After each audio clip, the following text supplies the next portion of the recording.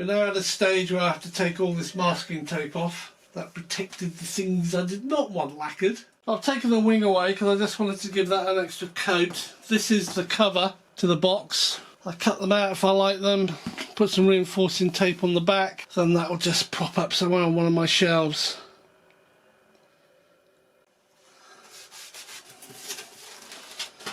So let's start with the fuse. See here, I just put some tissue paper in there just to protect all the electronics. As I did my spraying, that's fine. Tail wheel on this one. Yeah, the inside doesn't look too bad.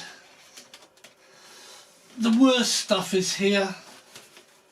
Warts and all, so see here. There's one there, a couple here. What I've also done is paint the engine black because it was blue and it just didn't look right. I think it looks better for it. So this whole thing's been sprayed now. I've got a couple of things I've got to check. And the first is whether I can get this hatch off. It will obviously come off, it's just that it might be a bit difficult to start with. No, there you go, it's straight off. Excellent. You can see here how glossy it's become now, but it does protect the paint. I'm very happy with the result. Which way it goes? It goes that way, doesn't it? Yeah.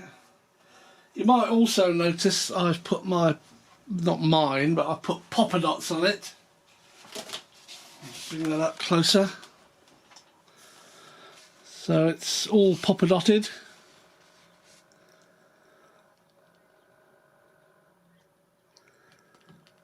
I think it just makes it stand out.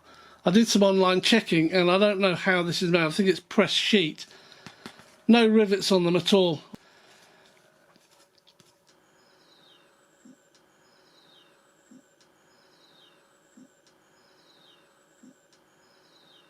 So I followed the panel lines. I've even done it underneath here. Just because I like doing it really, and I think it looks smart. So that's popper dotted, painted and clear coat. Now we've got to take this stuff off the canopy.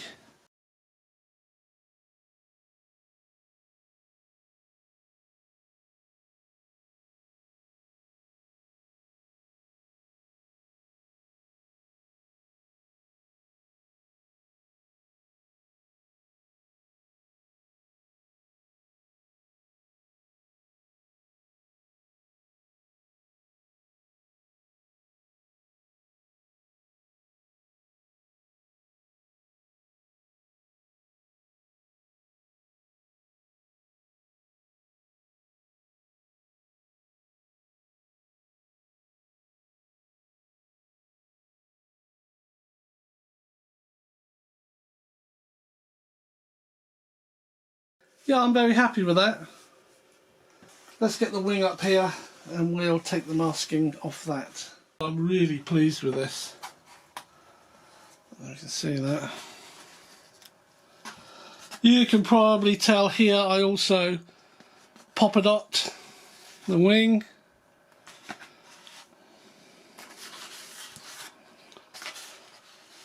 What we're going to do now, we're going to take off the masking tape.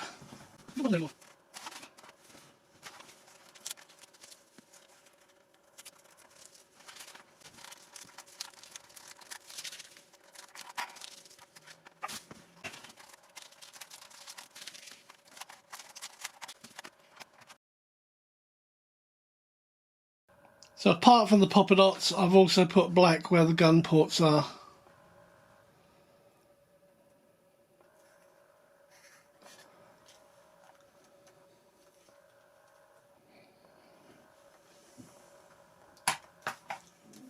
Right, so the next thing is to get those joined up together. There should be a Y lead in here somewhere.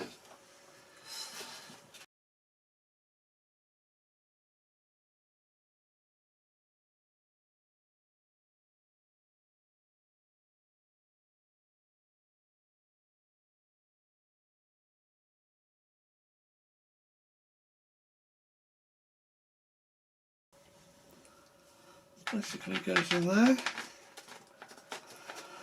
Don't know if it's going to bite easily or not. That'll be fine. So I've done this up and it hasn't even pinched the foam. You don't need to do it hard. There's plenty of screw holding that in. I love it. I really falling in love with this thing, building it. It's so dinky and it's so lovely.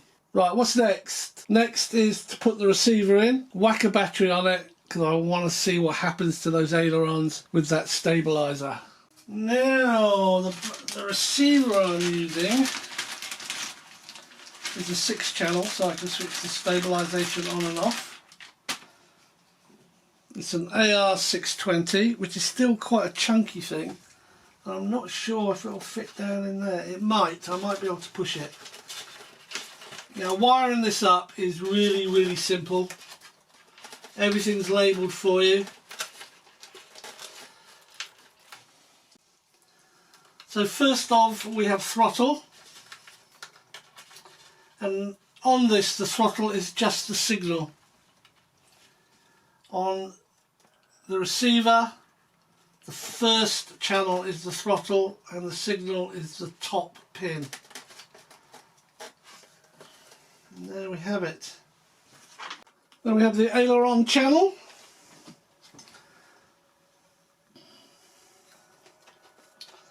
Let's see what we've got here. These will all have to come off anyway.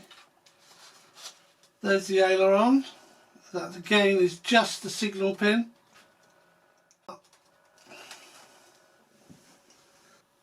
The elevator,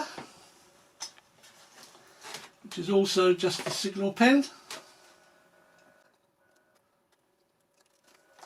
Followed by the rudder. Now the rudder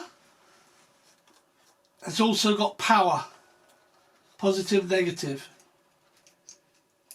But again, as long as you keep the signals signal to signal, which is at the top here, that's fine. Then you've got your switching mode, which is F mode for flight mode, and that goes into your gear channel. And that also has power, I suppose because it's powering the stabiliser.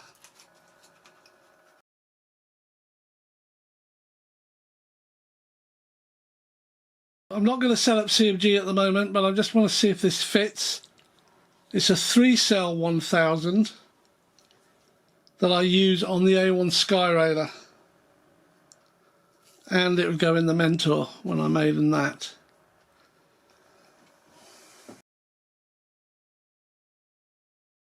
That fits perfectly. It's out of the way. Now, because I've no idea how this will behave to start with, obviously the prop's off, the rudder's connected, and so are the ailerons. I haven't bothered with the elevator yet. First thing we've got to do is bind it, so let's just put the power together.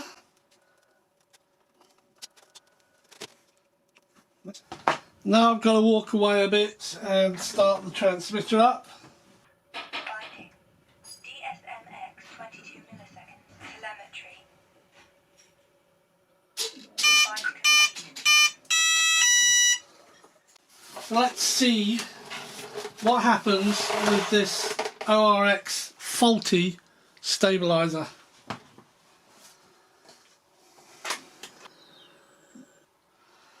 Haven't set anything up on the receiver except the basic aeroplane. It's pretty level. Let's give it some power. We should hear it do the little dance.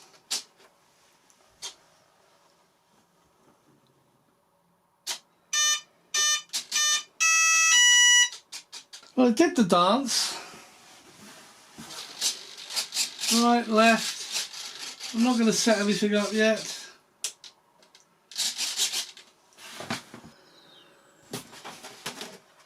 Okay, there's nothing there.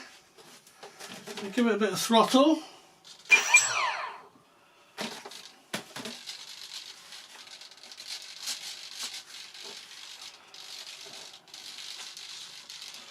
It seems to be behaving quite nicely. Let's put it on.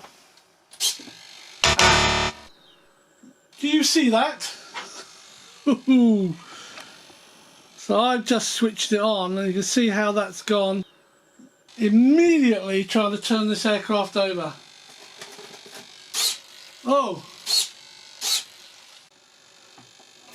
Now the rudder still works absolutely right. So if I turn the aircraft upside down, these are now level. I bank the aircraft over this way. This aileron comes up, which is trying to level it out again. So it would level out. If I bank the aircraft the other way, this aileron comes up, trying to level the aircraft out like so. If I now put it in just the normal AS3X mode, then they work fine.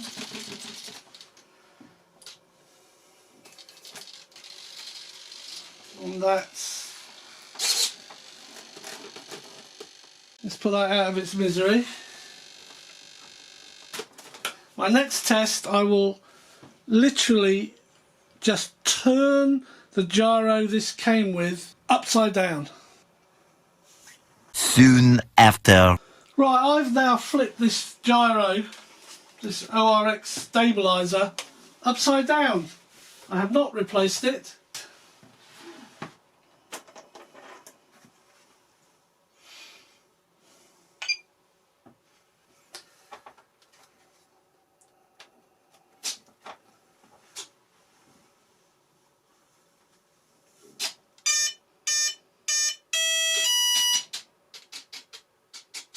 Right, well that initiated fine, and as you can see the ailerons are level.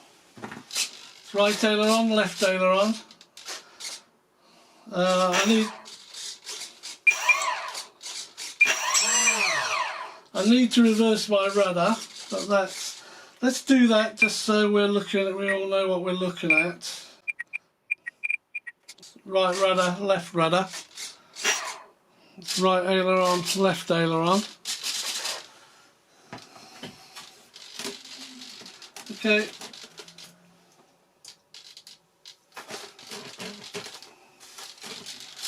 Okay, I've got it on AS3X mode and it's working fine. It's, as I tip it this way, this aileron comes up. You can't see it because it's momentary, just because it's fighting winds. The rudder's moving in the right direction. Everything's moving quite correct. I can turn it upside down and it doesn't interfere. It's fine. Okay, so now let's put it in safe mode. And this is where, as I turn it, the left aileron's come up, the right aileron's gone down, because it's trying to level the plane again. As the plane levels, they come level. Then if I overbank the plane over this way too much, the right aileron comes up and the left aileron goes down. And then that, like this, it levels it out. And you can't turn it off on here. You've either got AS3X or you've got safe mode, beginner mode if you like, for want of a better description.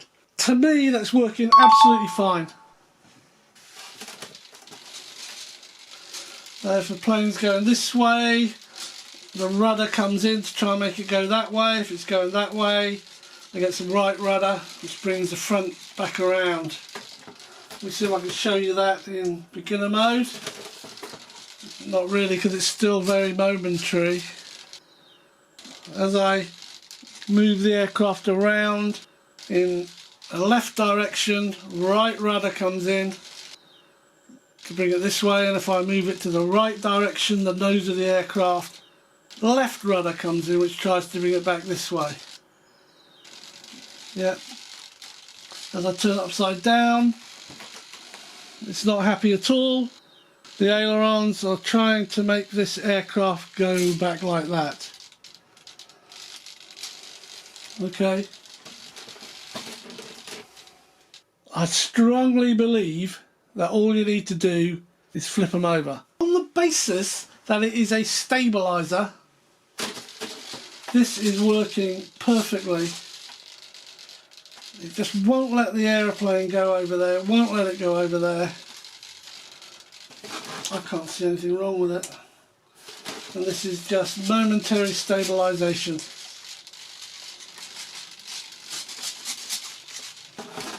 Yeah, really interesting. And all I've done is flip it upside down. Okay,